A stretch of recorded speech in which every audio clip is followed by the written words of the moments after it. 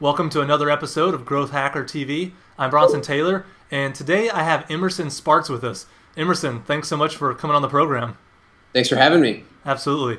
Just to give our audience a little bit of an idea of who you are, you've achieved what few people actually can achieve. You've created multiple websites that have experienced some form of viral growth. At the age of 12, you founded MuggleNet, which had, I believe, 50 million page views a month, and now you run a number of sites under Spartz Inc., which have, the last I saw, about 160 million page views a month. So needless to say, you understand growth, you understand virality, and so the questions I want to ask you today are really going to be trying to draw out of your mind what you know about viral growth that the rest of us don't, so that we can try to learn from you. Sound fair enough? Sounds like fun. All right. So the first question I have is, when you consider starting a new website, because that's a part of what Spartz Inc. does as far as I can tell, you're kind of, you generate these new products, these new properties. When you consider the idea for one of them, what is it that you look at with an idea to really decide if it could experience viral growth? What are some of the earliest indicators if you think an idea has legs? The way our model works right now is that we launch a lot of websites. We launch about 15 new websites and apps a year. And we have about an 80% success rate on launching new sites. And the reason why is because I don't launch something until I already know it's going to work. And when I say know it's going to work, it's because we do a lot of research to find out where there's demand. So we're not just guessing. A big part of this is using some tools that are publicly available, some that we've built privately, like, for example, Google Trends.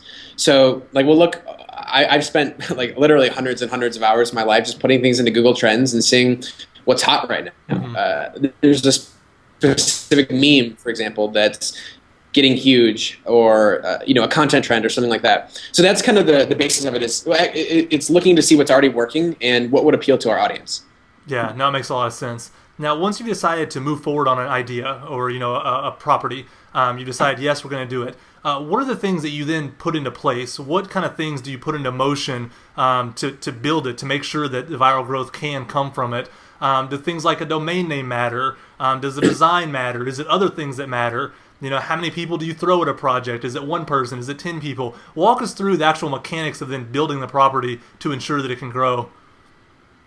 Sure. So most of those things aren't actually as important as people think they are. They can be very specific. So obviously the domain name does matter, because when you think about something, if you're going to tell your friend about, you're not going to go out and say, have you seen that hot new website, best-phones-online.co.uk? That's not viral. It has to sound cool, obviously. Most people use the wrong schema when thinking about the internet. They think about the internet like it's like their home city. So I'm in Chicago, and most people think, oh, if there's a restaurant that opens up in Chicago, an innovative viral one that everyone hears about, then no one else can do that because it's already been done. But that's not how the internet actually works. The internet is way, way, way bigger than that. So a better schema to use is to think about the internet like it's the entire world. And if somebody opens up an innovative viral restaurant in Chicago that everyone's heard of, well, that's not true. Only people in Chicago have heard of that. So what you can do is you can take that same, you can use that restaurant for inspiration and open up one in New York or Shanghai or Dubai or some other city. And because it worked for people in Chicago are not that different from people in New York. So there's a good chance that a restaurant similar to that will work in New York as well. So with virality, the numbers are staggeringly bad when you really do the math on the likelihood of actually making something go viral. So what my general shortcut is to try to find things that have already gone viral and see if I can emulate their essence, but bring it to a new corner of the internet that's never seen that before, or I'll put a spin on it that makes it new, but it still captures much of the essence of the original one, because the internet is just so much bigger than people realize. And most people, whatever that thing that you've heard of, most people haven't heard of that, and most people never will. So even if something goes really viral, and let's say 1 million people discover something virally, when you think about how many billions of people there are on the internet, 1 million people out of 2 billion people is not very many people at all. There's still 1.99 billion people who haven't seen that yet or haven't been exposed to that yet. So that's kind of the core of the way that I think about virality, is just finding things that have already gone viral and then learning from what I can from them. Yeah, no, it makes a lot of sense. You have seen so much viral growth. I want to ask you some really specific questions about virality and get your take on them. Do you think virality is ever an accident, or for you at least, is it always engineered like you said? I would say it's usually an accident. There are a small number of people in the world where if I found out that they were behind something, I would assume that it was not an accident and it was engineered. But I would say 99.99% of all things that go viral are accidentally viral. Is that kind of the Spartz Inc. special sauce? Is that you're learning to engineer what other people think are accidents?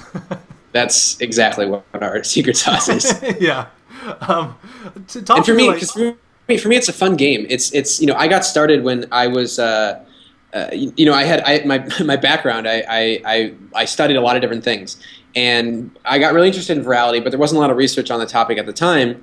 So I had to study a lot of peripheral fields like network science, network theory, persuasion theory, epidemiology. I started merging them, and I hit on something that I thought was pretty big. Mm-hmm. It was the kind of thing where if I was an academic, I would have written a white paper on it, but I'm not an academic. I'm an entrepreneur. You're an entrepreneur, so you start a company around it. Yeah, exactly. So I wanted to go test it out, and so I started off on Facebook. So what I'd done was I developed a series of algorithms, and I was able to make dozens of Facebook pages go from 0 to millions of fans over a period of a few hours to a few days. Mm-hmm. What I was doing was testing hundreds of different variables and seeing which variables correlated positively to virality. And then I kept shortening up the viral loop until I could tell within 20 seconds if something was going to go viral or not, seeding it at different critical mass thresholds. And I took the same, it was all network level stuff. So think nodes, hubs, spokes, things like that, not specific to Facebook. So I took the same ideas from Facebook to Twitter, got millions of followers on Twitter, YouTube, Tumblr, websites, apps. Again, it didn't matter. Every platform has there's different viral tricks that you can use, and there's different viral mechanisms that you can use. But in general, what I sort of stumbled upon was not specific to any one platform. Okay, tell us what some of those things you stumbled upon are, because as soon as you say that, I'm like, all right, now tell me more. Like, I'm imminently interested now. Yeah, so what did you discover? Like, what are the things that are kind of cross-platform that you kind of brought away from all those things? So the biggest thing that I hit on was that when something goes viral, people think of it just going viral in a kind of linear way or an exponential way like this, but they don't realize that it's actually, when something goes viral, all it is an idea that's spreading from one network to another network to another network. Like somebody posts a new funny picture online, and then someone who's a member of the forum who sees it, and this guy, Brian, he's also a member of this other like gun lovers forum, and he posted on the gun lovers forum, and then someone who's a member of that forum posted on another forum, and then there's a different circle of friends who finds it, and then it just keeps going from boom, boom, boom, network, network, network. Mm-hmm. And what I realized was that instead of focusing on the actual influencers, like there's two different ways to think about virality. You focus on the messenger, mm-hmm. like the influencers, or you focus on the message. Mm-hmm. And my insight was that if you can just find out what already is a viral message, like what's a viral picture, or a piece of content, or a website, or whatever, then it didn't really matter which influencers you took it to, because it had a high probability of going viral anyway. Mm-hmm. So what I realized was that instead of trying to like start from scratch and make things viral from scratch, it's better just to find things that have already started to go viral and then find a way to use them for your own purposes. Yeah. Now, it makes a lot of sense. Is virality always through social networks? You mentioned Tumblr, Twitter, Facebook, and those are the ones that come to mind, obviously. Can something go viral through, email marketing? Can something go viral through any other means? Or is virality just really germane to social networks? So think of virality as just, if something's really awesome, okay, there's two different ways. Either you can either engineer virality through like clever tricks and hacks to get people to share, right? Like incentivized sharing is probably the most straightforward way. Like, oh, if you share this contest on Facebook, you'll get 2 extra entries. If you tweet about it, you'll get a 3rd extra entry. If you sign up with your email address, you'll get another entry. Or, if you tell a friend, we'll give you guys both a discount. Or we'll give you a $5 coupon if you tell a friend. Like Level Up, you sign up for Level Up and you tell a friend, you'll both get $5. Mm-hmm. That sort of virality is one way. That's getting people to share something that they wouldn't otherwise probably share. So you have to give them even more incentive to share it. Okay. That's one way. I call that bribery. Right. And that strategy is, in general, that's the best viral strategy to go with, because it's the most straightforward. Mm-hmm. It's like, well, if you give them something, a good enough reason to share, they will. Mm-hmm. The other way is to focus on the content itself, the message itself. So the way to do this is you have to find content that inspires a lot of emotion in general. Because when you think about with content specifically, people will see thousands of pieces of content when they go online every single day. Mm-hmm. Of that, how many pieces of content are they actually going to share? 1, 2, mm-hmm. 3, maybe? The reason why is because most content does not inspire enough emotion to get them to be willing to actually go and say, yes, I should definitely go spam all of my 280 friends on Facebook to see this picture that I saw or see this website that I saw. So you got to inspire a lot of emotion. The content has to be just that much more awesome than everything else that they saw that day. And when you're competing against thousands of pieces of content per day, the odds of you creating a piece of content from scratch or a website idea from scratch that is more awesome than the other 1,000 things I saw that day is very, very low. Yeah. So you're better off just taking something that has already gone viral in some ways or already been proven to be awesome and using that for your own purposes. So like George Takei is a great example of this. George Takei is a former Star Trek actor who just started to simplify the process, he just grabbed content from the top page of Reddit and then posted it on his Facebook page. And his nerdy fans loved it because it was all, once it gets to the top page of Reddit, it's already sort of been validated. Like, people like this. People had to vote it up or down, and enough people voted up. It's pretty good, right? And so he started getting huge numbers of likes and followers from this and this strategy. And now he posts anything, he's got 4 million likes. So he'll get 20,000 likes per post on average. So that's kind of so my general philosophy is for most people it's to focus on bribery. Like, what are the things that you can do to just give them really strong incentives to share? The other strategy is, how do you either create or better off just repurpose content that's already been proven to be viral. Remember, viral just means awesome. Just think of that. Something's viral just means it's really awesome. But most things are not awesome enough to be viral. But there's tons of content out there that you can use for your own purposes. Yeah, that makes a lot of sense. Now, let me ask you this, and I think I know the answer, but I'm going to ask it anyway based on what you've said. What is it that's actually going viral most of the time? Is it the site itself, or is it bits and pieces of content within the site itself? And how does that change the way you view virality?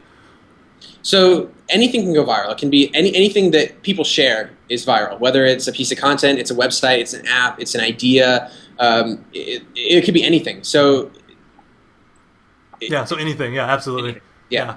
Does it change the incentives? Because, if I think about a website, like, hey, you want early beta access, I'll give you this if you share this or something like that. There I can see how easy it is. How do you get people to share pieces of content within your site? Because I don't know what carrot to dangle. Like, I can't, what do I tell them I'll give them? What are some value propositions? Or within the site, does it just have to be that emotional, awesome content? Is that the kind of the way it breaks down? A couple things. So as far as figuring out what to bribe them with, there's a lot of successful ad campaigns that have figured out ways of doing this. So again, I'll just rattle off a bunch of them. So again, please. Discounts. Like if you sign up, if your friend signs up, we'll give you guys both a discount. Or if you sign up, we'll give you a coupon, or we'll give you a discount, or we'll donate some money to charity, or or like gating or content gating, for example, is a good way of doing it. Like, you'll notice that a lot of the smartest marketers online, they as soon as you land on their website, they hit you with a modal, like a little pop-up that says, you want to get free tips in your inbox, give us your email address. Because they know that a certain percentage of people are going to do that, even though some people will get annoyed, but they need to capture some information from visitors. Otherwise, people just go and they bounce and they never come back. But even if they get 5% of people to enter their email address to get marketing tips in their newsletter, then that's 5% of the population, people that they can keep sending emails to and keep re-engaging them and so on. So those are like the little things that can really contribute. No, those are great. Those are awesome tips and tricks for us. Reality. So, for example, like Warrior Dash, it's a racing series that a lot of people race in, and the only way to find out what your time was. Can you hear me? Yeah, I can. Go ahead. Okay. So, like, it's this outdoor racing series where you run over obstacles in mud and fire and flames and stuff like that. And the only way that you can find out what your time was at the end of the race is to like them on Facebook. So they've got millions of likes on Facebook because once you've gone through all the trouble of training for it and so on, like, the least you can do is like them on Facebook. And then if you want to, you can unlike them. Most people don't. So they just built up this massive number of likes on Facebook by just giving them people a good incentive, which was find out what your score was. So just think about what's something that your visitors would really want, and then say, make them like you on Facebook to get it, or make them Facebook connect, or make them give you an email address or so on. Or give it to them for free, but then say, hey, now that we've done this, please, we'd really appreciate, your email address or whatever. But the point is you got to capture their information, and then you can continue to re-engage them. These are all things that contribute to virality. But again, those are on the side of the bribery side of the equation. So in general, what I'd recommend doing for that is just make a list of all the things that you could potentially bribe your users with. Again, whether it's discounts, coupons, one-for-ones, like just a plea, a genuine plea for them to share. Asking your friends to literally asking them to share it. Again, all the things you can bribe them with. Second column, all the things that you can, all the things you want them to do. Again, it could be retweets, follows, shares, favorites, signing up, giving your email address, telling a friend, buying a product, whatever. a couple quick like tips on that. Facebook is way more effective than Twitter in this regard. Like what we've seen is that every time somebody shares one of our pictures on Facebook, we get about 180 impressions in the Facebook newsfeed. Every time somebody likes a picture, we only get 30 impressions. And we get about 80 impressions for comments. So if you're going to ask them to do anything on Facebook, get them to share. And tweets aren't that valuable. People just don't read tweets. So I wouldn't really focus on Twitter in particular. Focus more on Facebook. No, that's great. Thanks for such actionable advice. Is there any maybe myths about virality? Because you're the viral guy. People come to you. You see what people are thinking. You see their misguided efforts. What are some of the myths about virality that you can kind of debunk if you have any that come to mind? Okay, so there's a lot of myths.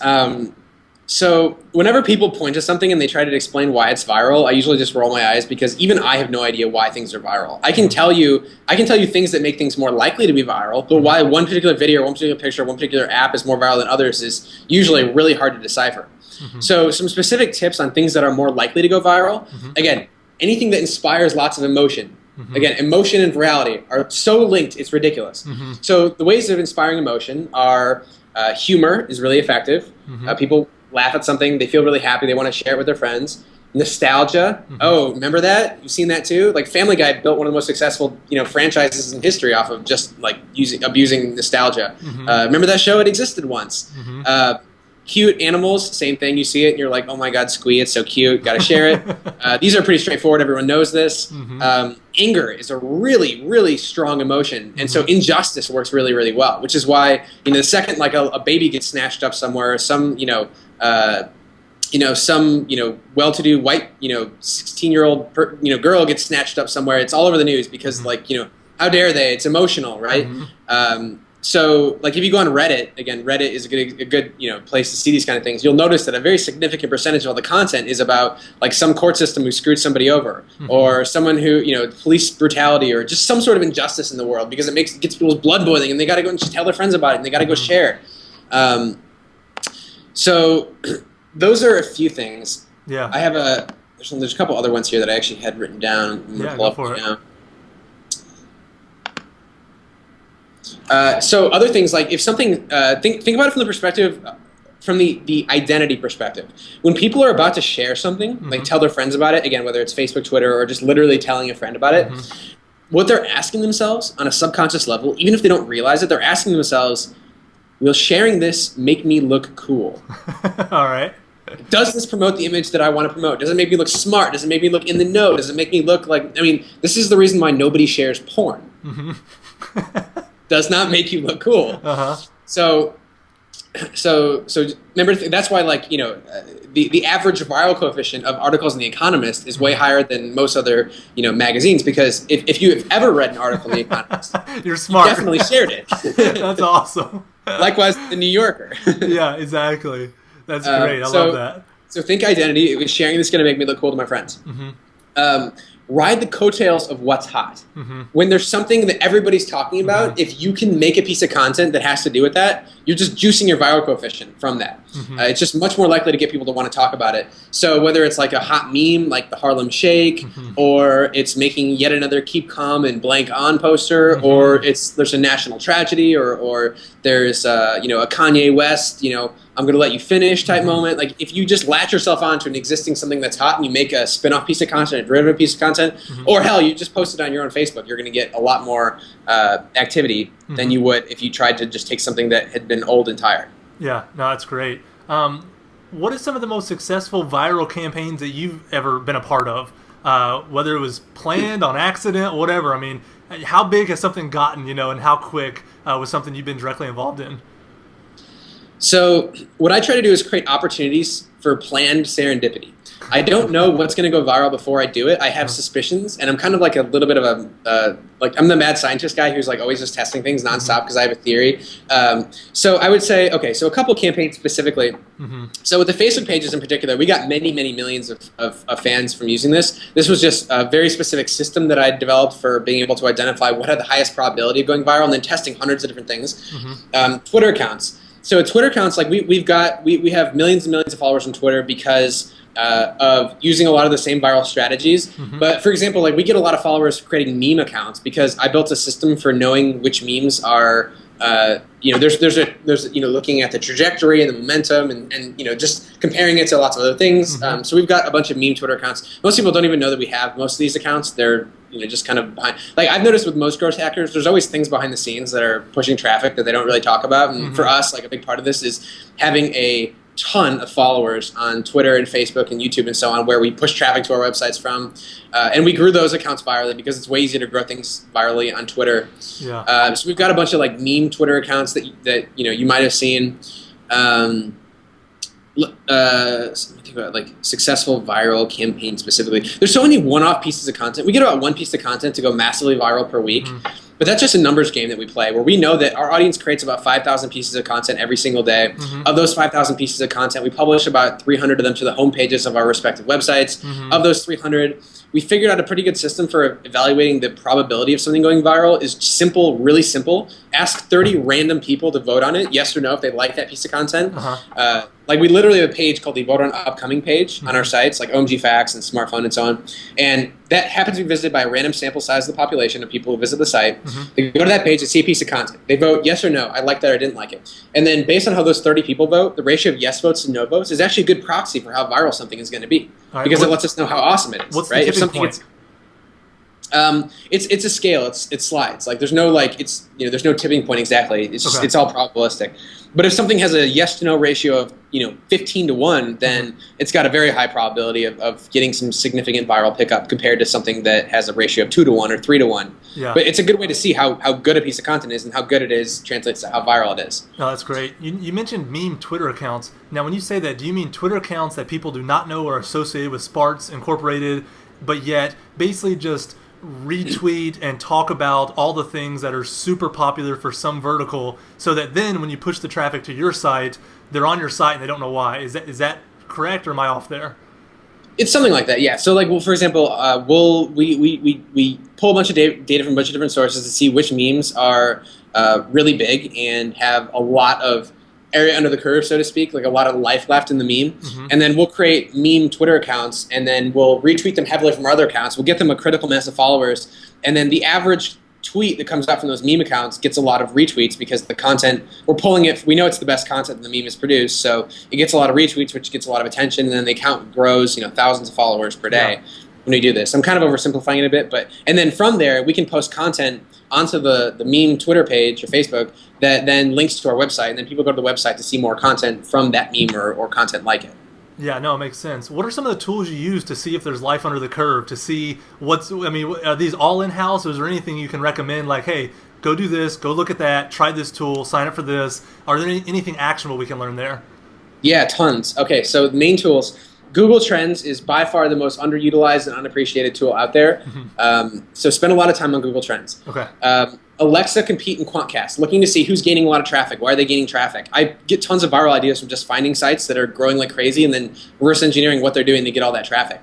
So Alexa.com, Compete.com, Quantcast.com, all really good tools. You have to really play around with them, though. A lot of people, everyone's heard of these tools, but most people don't really know how powerful they can be because they haven't spent enough time playing with them. Like Alexa, for example, Alexa will show you, you can put in any website and it'll show you what their pages per visit is, like average number of page views per visit. That's really valuable information. What the average time on site is, what the bounce rate is. Like, these are really valuable pieces of information that you need to put the puzzle together of how a site is getting their traffic and so on. There's also a really great feature in Alexa called Clickstream, where you can see what percentage of their traffic came from which sources. Again, insanely valuable information. Like, you find a site that's growing like crazy and you find out that half their traffic's coming from this one site you've never heard of. Go check out that site and figure out if you can use that for your own purposes. I got tons of ideas from doing that.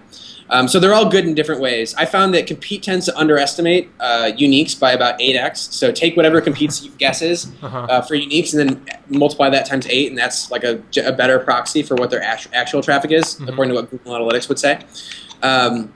For mobile, there's a really amazing tool called Xyo, xyo.net. It's a little bit like a Alexa, but for mobile apps. So you can see how many downloads different mobile apps have gotten. You can see how fast they're growing. You can get a good snapshot of the reviews, similar apps, things like that. Another good tool for that is an app called, or it's a website called Onavo Insights. That's O-N-A-V-O Insights. And they show you engagement and analytics data on different apps too, publicly. So that's a really good place to see what apps are doing well, and you can get a lot of information on them. Yeah, that's awesome.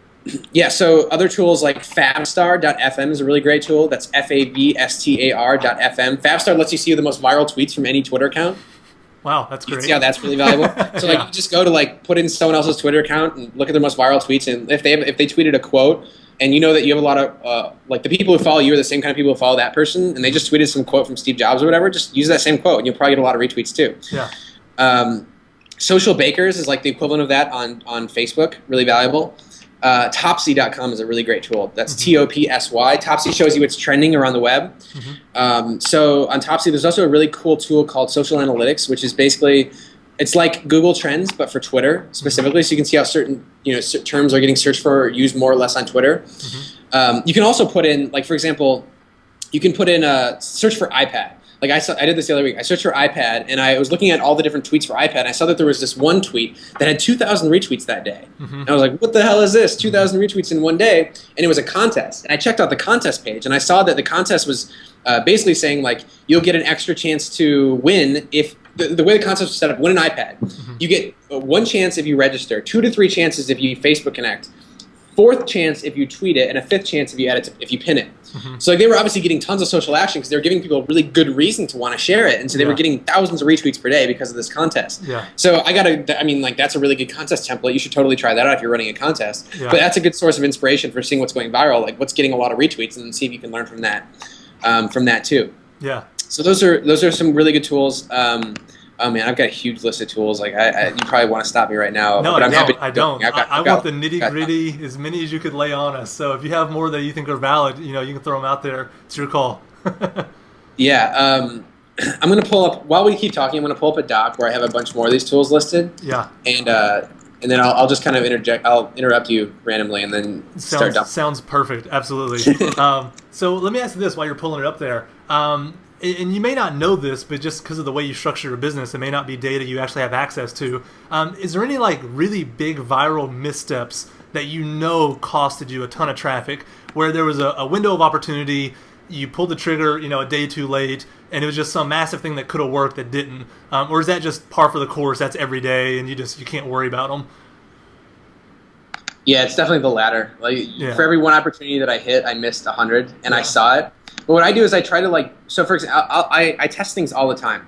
So for example, I saw a Harlem Shake video where a guy it was just a mashup. There's a video that's been going viral for a few years where somebody throws a brick in a washing machine, and it just looks awesome because the brick destroys it. And then somebody took the Harlem Shake music and put them on top of it together. And it was kind of an amazing video. And I saw the video starting to gain a ton of views. And so I looked it up using a lot of these different tools I mentioned, and I was like, all right, this is going super viral, but it still only had a couple 100,000 views at the time. But I was like, this is totally going to get millions of views.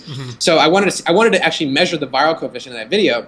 So what I did was I basically copied that video and I re-uploaded it in a separate YouTube account, like a throwaway account, and then I seeded it with 8,000 views. So I tweeted out from a couple different accounts, got 8,000 views on it, and boom, it went to 60,000 views in a day. So the viral coefficient was at least 6 to 1.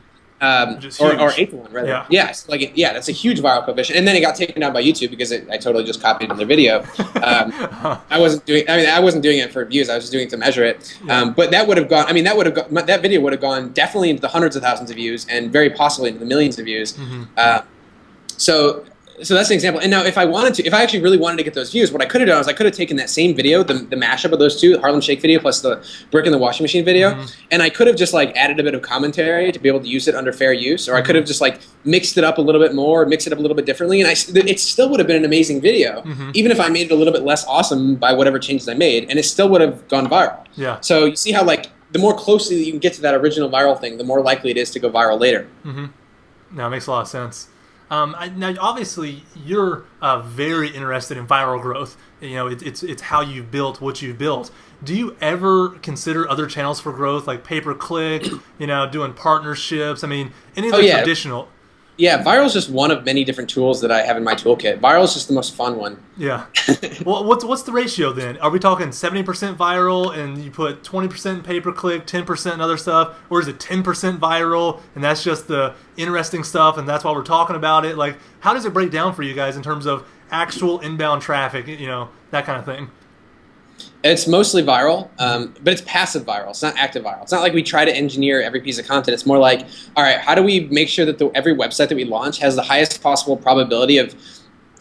Don't separate when you think about viral with content. Remember, just content. Viral website just means that the experience was really awesome. So how do we know what experience is going to be really awesome, and then people are going to share it on their own? Now, there's all kinds of little tricks and hacks that we do to increase that. And actually, that would probably be a good segue for me. I'm gonna dump a bunch of quick tips, like actionable things that you can do.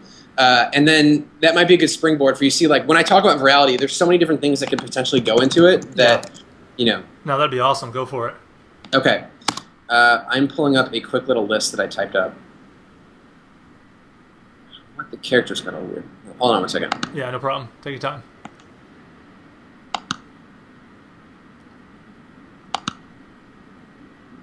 Yeah, it's worth the wait to get specific advice, because that's the thing. So many people want to talk high level, but the specific advice is just no one talks about it.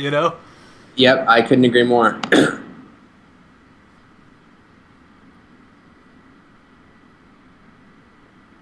Okay, I'm having some computer problems, but okay, so I remember a lot of these anyway. Okay, so first and foremost, we've got a team of data scientists who just crunch numbers and look for correlations in everything that you could possibly imagine, and we found some really interesting ones that are actionable and useful to other people. We found that you can tweet the same thing out 3 times, 8 hours apart, and see only a very small drop off in click-through rate between tweet 1 to tweet 3. So they're not seeing it.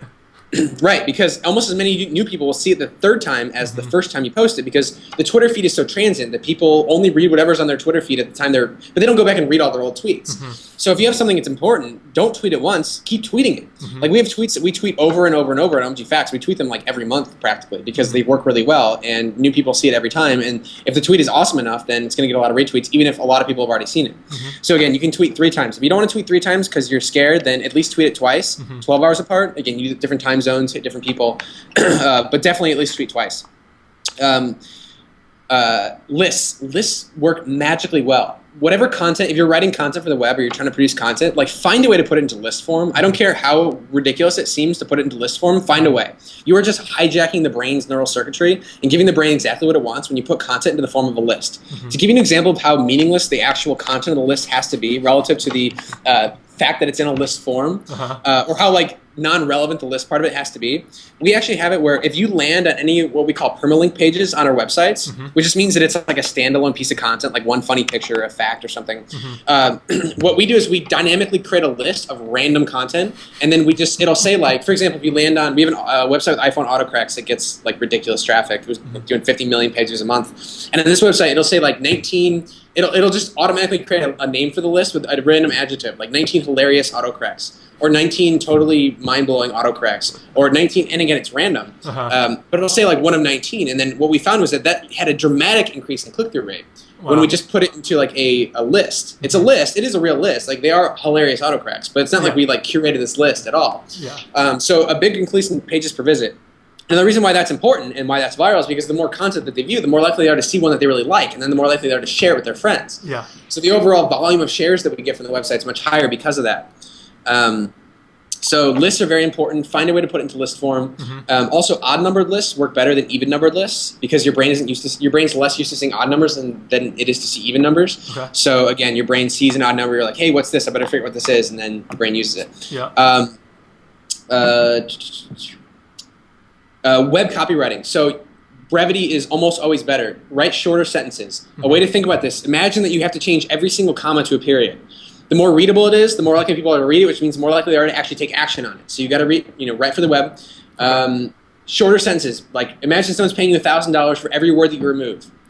Paragraphs. Never put more than 2 sentences back to back without adding paragraph tags. The more you break it up, the easier it is to read. The more likely people are to read it, the more likely they are to share it.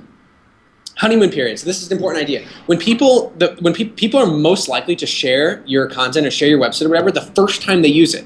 Don't forget this. Don't expect that they're going to share it a month later or 3 weeks later. They're going to do it the first time, maybe the second time they use it, but by the third time they're not going to share it because you're not new anymore. Once you're not new, you lose a lot of the emotion. So there's this period, there's like this huge spike in their likelihood of sharing with you, sharing your website or sharing your product, and then it falls sharply. So ask them right away. So if you're trying to get views, if you're trying to get people to share your video, at the end of your video, put an outro screen that says, ask them to share right then and there. Don't hope that they share it on their own. Ask them to share it and ask them right away. So for example, we show people the first time they visit, like we hit them on the third page view. If they get to the third page view, we know that they're pretty engaged at that point, and then we'll just throw a little pop-up saying, hey, like us on Facebook. And we get a lot of likes on that. But if we do that on the 20th visit, we're not going to get them to like us, but then we're not as cool. Yeah. So that's an important way to increase the probability of getting people to share. Facebook. So Facebook, if you didn't know, Facebook has its own algorithm, just like Google does. Google has a thing called PageRank, which says like which search terms should rank, which website should rank for different search terms.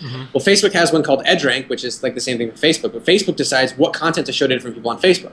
So if you've got 250 friends or you've got 500 likes on your Facebook page or whatever, and you upload a new piece of content, like a post, like Facebook's only going to show it to maybe 100 people, maybe 150 people.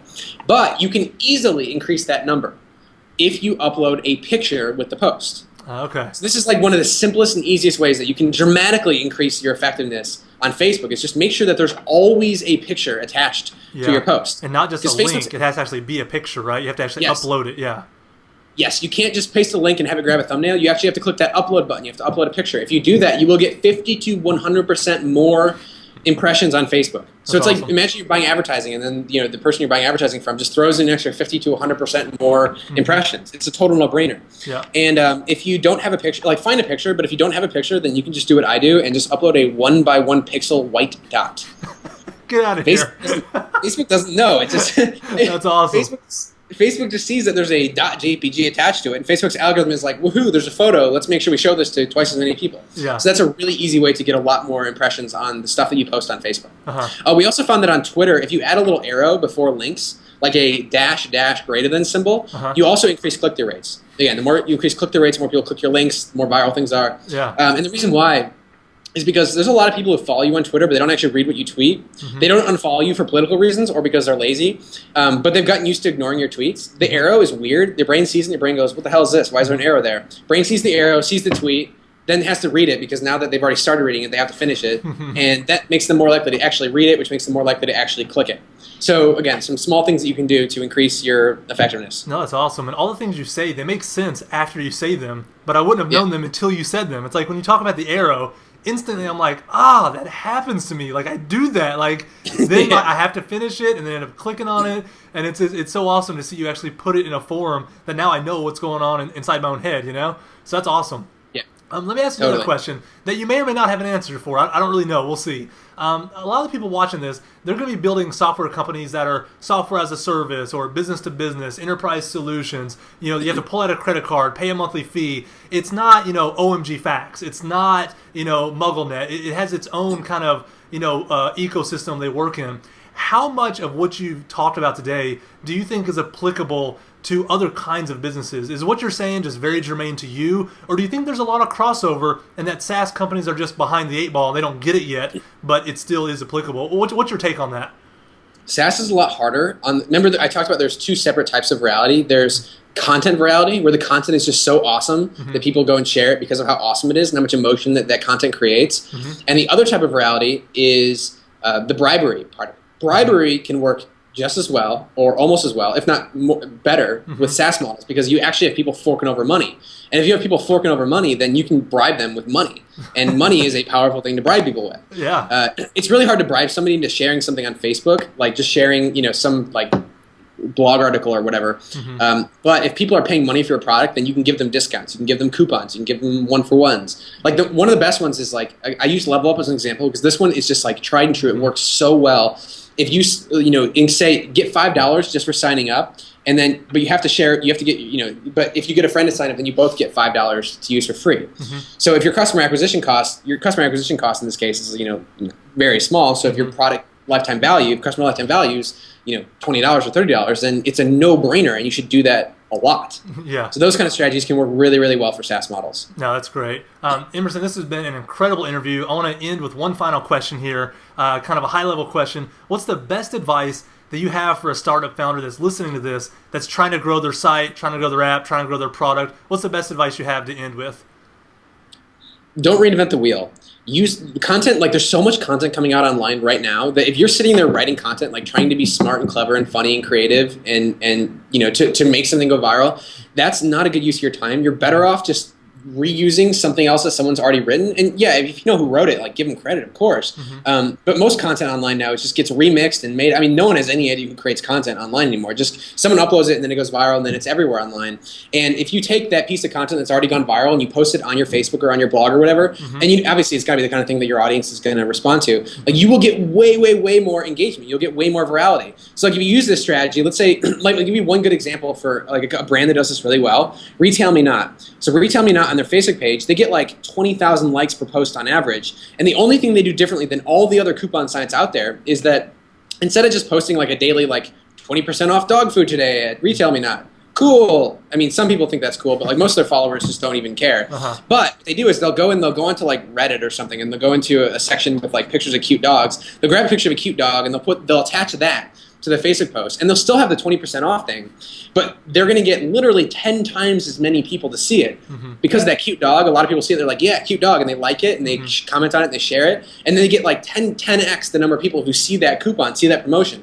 Like that's a good way of like having your cake and eating it too, where you get, you're able to get people to do what you want them to do, but at the same time you're giving people what they want, which is, entertaining, engaging content. So the general idea is don't reinvent the wheel. There's so much content that's already out there. Like I would estimate right now for humor sites in particular, I would estimate that half of all the traffic going to humor sites online, their websites do absolutely nothing except scrape content from other humor sites, like other humor aggregators, and automatically publish that content on their sites. People don't care who made the content. All they care is did they laugh at it? So just keep that in mind. No, that's awesome advice. This has been an incredible interview. There's been so many specifics. I know the audience is going to eat this up. Thank you so much, Emerson, for coming on the program. Happy to help.